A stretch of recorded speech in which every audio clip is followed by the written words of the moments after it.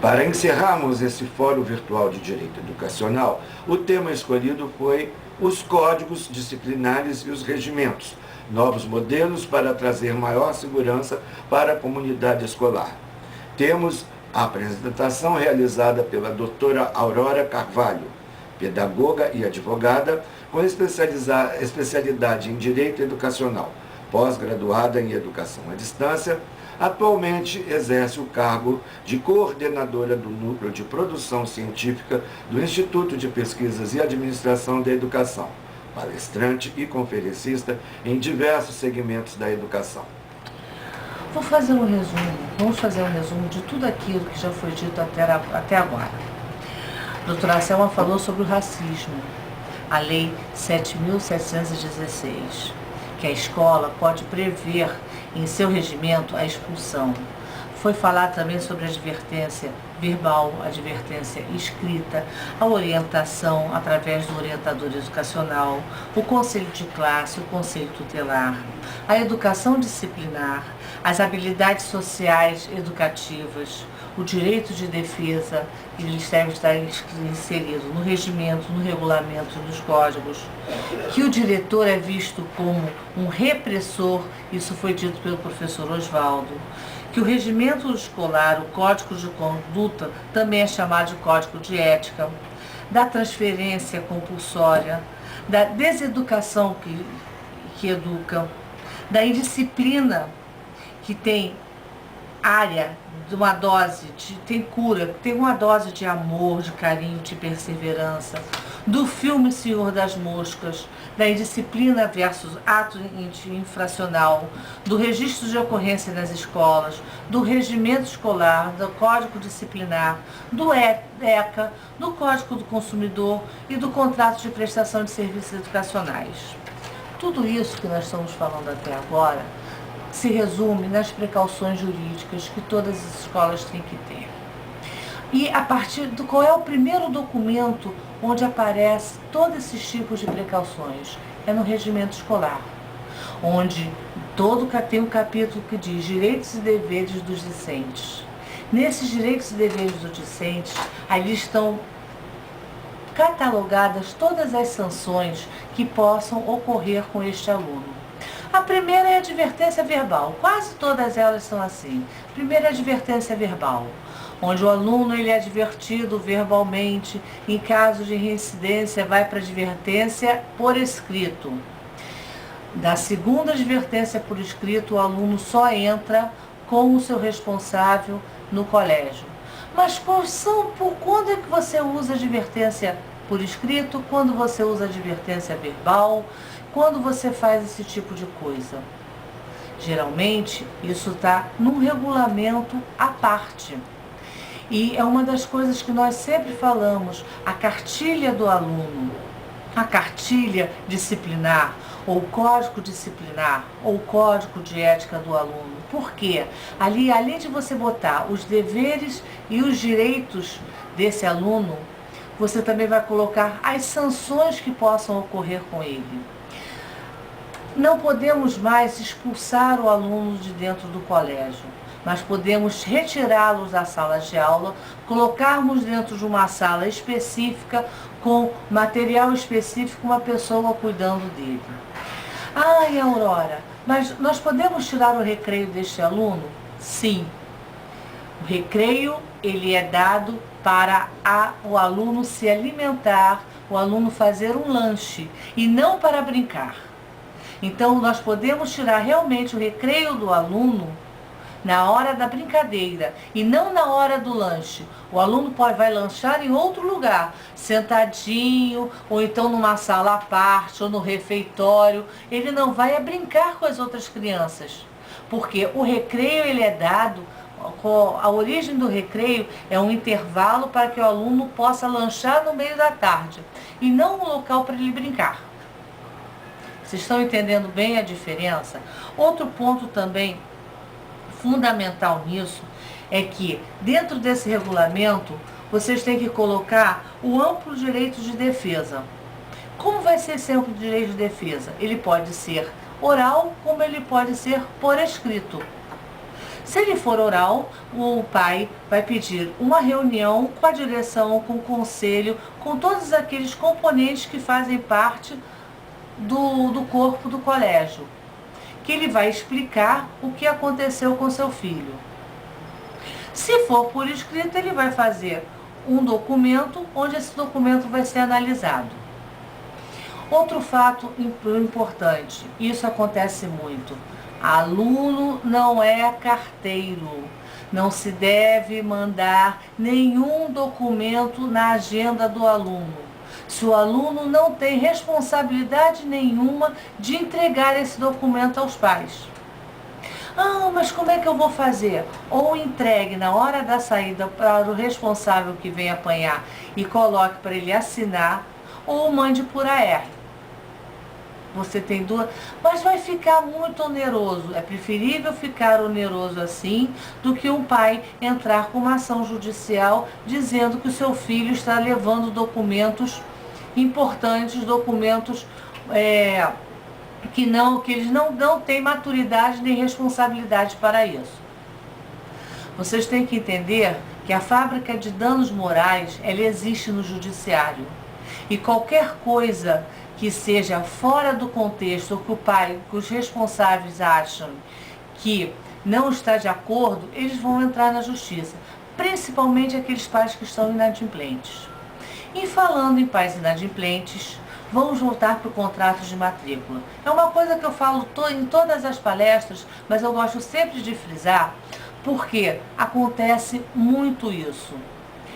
O aluno entra no colégio no maternal, ele vai até o ensino médio. Quando ele chega no ensino médio, no meio do ensino médio, ele pode estar fazendo 18 anos. Aí o que acontece com esse contrato de matrícula? Você tem lá a parte responsável pedagógico, você tem outra parte responsável financeiro. Ai, eu estou com preguiça de preencher os dois campos. Eu vou preencher, o primeiro eu vou colocar o mesmo. Sabe o que vai acontecer quando esse aluno fizer 18 anos? Ele torna-se responsável pedagógico dele mesmo. Porque ele completou 18 anos, ele já é maior de idade. O que vai acontecer se tiver a palavrinha o mesmo no financeiro? Ele torna-se responsável financeiro também. Aí o pai, olha, eu não tenho mais nada com isso porque ele agora é responsável pelos atos dele. Quem vai pagar o final das suas parcelas?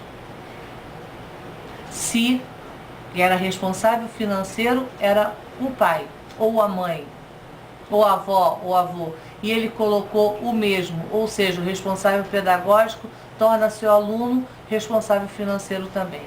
Então, uma recomendação nossa é que peçam sempre aquele que for fazer o contrato e assinar, que preencha as duas lacunas, para se o aluno se tornar maior de idade, ele vai ser o responsável pedagógico, porém o financeiro continua sendo aquela pessoa que preencheu o campo. Prestem bem atenção a isso. Uma nossa recomendação é que comecem a colocar os pais para fazerem isso desde o maternal, desde a educação infantil, para que eles já tenham o hábito de, quando chegarem até o ensino médio, eles já estejam preenchendo esse material. Outro fato importante é que ele completou 18 anos, papai e mamãe não podem mais saber as notas, não podem mais saber a frequência dele, porque ele é responsável pelos seus atos. Aí vai chegar lá uma mãe assim: mas Sandrinha, você sabe, eu estou aqui desde o maternal, eu sempre acompanhei todas as informações do meu filho, deixa eu ver as notas, ele não está me mostrando. Você vai chegar para essa mãe e vai dizer assim: mãezinha, infelizmente eu não posso mais, porque ele completou 18 anos, ele é maior de idade, ele é responsável pelos seus atos. Eu posso estar cometendo um constrangimento ao seu filho. Qual é a solução? Que a mãe venha com seu filho e o filho escreva de próprio punho uma declaração informando que ele autoriza a mãe a pegar a nota, a frequência, toda a parte pedagógica dele na escola. Mas tem que ser de próprio punho, não digitado. Ele tem que fazer essa declaração na sua frente para que não haja depois nenhuma ação contra isso, como ele foi coagido a fazer esse tipo de documento. Eu acho que vocês estão ficando meio assustados, mas nós estamos mostrando justamente aqueles pontos que no dia a dia nós não nos preocupamos que pode haver uma demanda judicial nesses casos. O outro caso também que acontece muito, tá? É a parte do ECA. Por quê? Vou dar um dever de casa para vocês. Leiam a LDB, que essa vocês têm que ler sempre, que é a nossa Bíblia. O Estatuto da Criança e do Adolescente, porque existem pontos ali que podem ser utilizados na sua instituição. O Estatuto da Criança e do Adolescente não foi feito para menor infrator. O Estatuto da Criança e do Adolescente ele foi feito para proteger e salvaguardar todas as crianças e adolescentes. E até mesmo aquelas pessoas que trabalham com essas crianças, que lidam no dia a dia. Eles têm direito? Têm, mas eles também têm deveres. E eles estão bem sinalizados no Estatuto da Criança e do Adolescente. Nós temos uma parte do Estatuto que é especificamente para a escola, para a educação. Outro também é o Código do Consumidor. Por quê? Nós fazemos um serviço de prestação de serviços educacionais. E agora eu me lembrei, o contrato de prestação de serviço não é igual ao contrato de prestação de serviços educacionais. Porque o nosso trabalho é a educação. Então, o nosso contrato é um contrato de prestação de serviço educacional. Nele, vocês vão colocar toda a parte pecuniária. E muitas vezes também uma parte dos direitos e deveres das crianças, dos seus alunos. Por quê? Vocês estão frisando para que o pai possa ler. Que venhamos e convenhamos, quantos pais leem os seus contratos de prestação de serviço educacional? Quase nenhum, né? Muito poucos. Quantos pais questionam por que foi posto essa cláusula, não foi posto? Numa visão de 100 pais, 0,1 vai fazer uma coisa dessa. Dentro ainda do contrato de prestação de serviço educacional, não se usa mais o termo mensalidade, e sim parcela. Por quê? O contrato ele é feito anual, no caso da educação básica. Então você tem o valor cheio. Esse valor ele pode ser dividido em quantas parcelas a instituição quiser. Olha, eu quero dividir a minha instituição divide em 5 parcelas. Então você vai pegar aquele valor cheio e vai dividir por 5. Vou dar um exemplo. 20 mil reais dividido por 5, 4 mil reais por mês. São 4 parcelas de 4 mil reais. Ah, mas eu vou dividir por 10. 20 mil reais dividido por 10 são 2 mil reais por mês. São 10 parcelas de 2 mil reais. A palavra mensalidade, ela mostra que ela é mensalmente. Ela é paga mensal. Então, o mês que eu não preciso pagar. E é isso que os pais pensam. Então, vamos começar a ter o costume de usar a palavra parcela no lugar de mensalidade. Outra coisa interessante também é o colégio ter um livro para registros de ocorrências do docente, um registro de ocorrências do discente e um registro de ocorrência dos seus funcionários. Da mesma maneira, ter um regulamento para o docente, para o discente e para os funcionários. No contrato de trabalho do docente, muitos de vocês podem até não estar fazendo, é um conselho que nós damos, é fazer um contrato de trabalho e nele especificar quais são os direitos, quais são os deveres, quais são as sanções que esses empregados eles vão ter, que esses funcionários vão ter. Da mesma maneira, um código disciplinar, um código de conduta dos seus funcionários, do seu corpo docente e do seu corpo discente.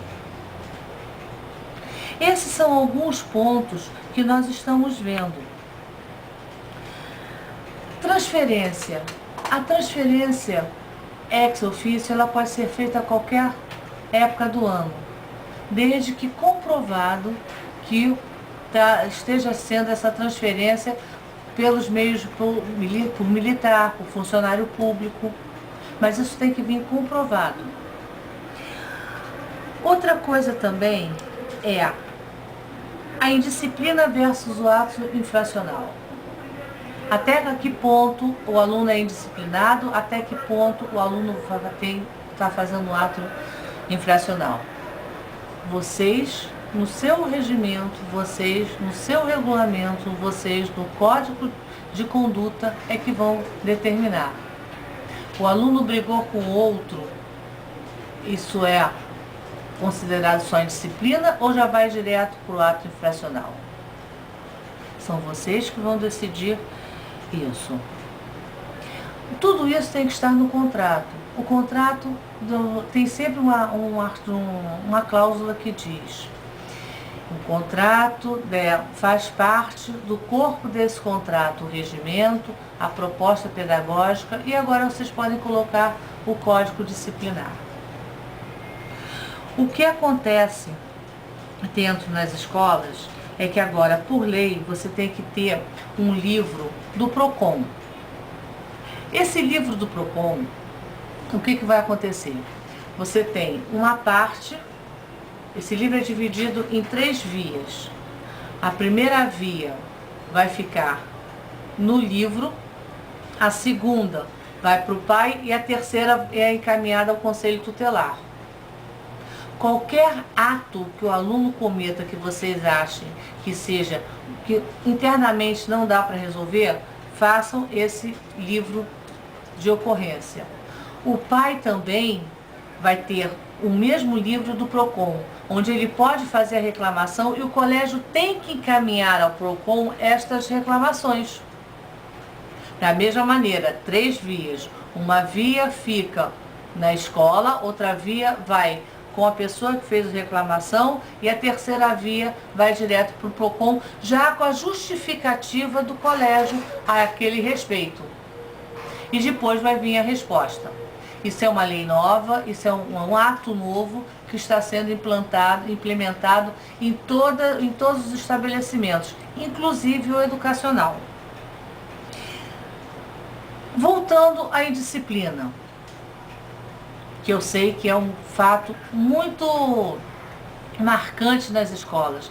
O bullying. O bullying é uma coisa muito séria que está tendo muitas demandas judiciais, mas não só o bullying aluno-aluno, mas bullying professor-professor, direção-professor. Tenham muito cuidado. E eu deixo um último recado para vocês. O Instituto de Pesquisas e Administração da Educação, ele está de portas abertas para ajudarem vocês ao que for preciso. Nós temos inclusive um workshop de precauções jurídicas nas escolas que eles podem ser encaminhados diretamente para a sua instituição. O que vocês, como instituições, vocês querem que nós passamos para o seu corpo docente, seu corpo discente, para os responsáveis. E nós temos também um outro lado, que é um estudo da legislação da educação da LDB, principalmente voltados à educação básica, onde nós vamos esmiuçar todos os artigos da LDB concomitantemente com o Código Civil, com o Estatuto da Criança e do Adolescente e com o Código do Consumidor. Porque, na nossa visão, todo o corpo docente, toda a comunidade escolar deve conhecer muito bem a legislação educacional. Eu deixo um grande abraço para vocês, colocamos-nos à nossa disposição através do site www.ipai.com.br ou pelo e-mail ipai.ipai.com.br. Muito obrigada. Esse programa foi realizado no Centro de Produção Científica do IPAI, na cidade do Rio de Janeiro, no dia 30 de setembro de 2014, e contou com a colaboração da equipe de comunicação, do Núcleo de Educação à Distância e do Núcleo de Desenvolvimento Profissional. Lembramos que o e-mail desenvolvimentoprofissional@ipai.com.br continua disponível para sua participação. Para a inscrição nos próximos eventos, façam através do e-mail instituto@ipai.com.br ou pelo site www.ipai.com.br. O Fórum de Direito Educacional termina aqui. Muito obrigado pela sua participação.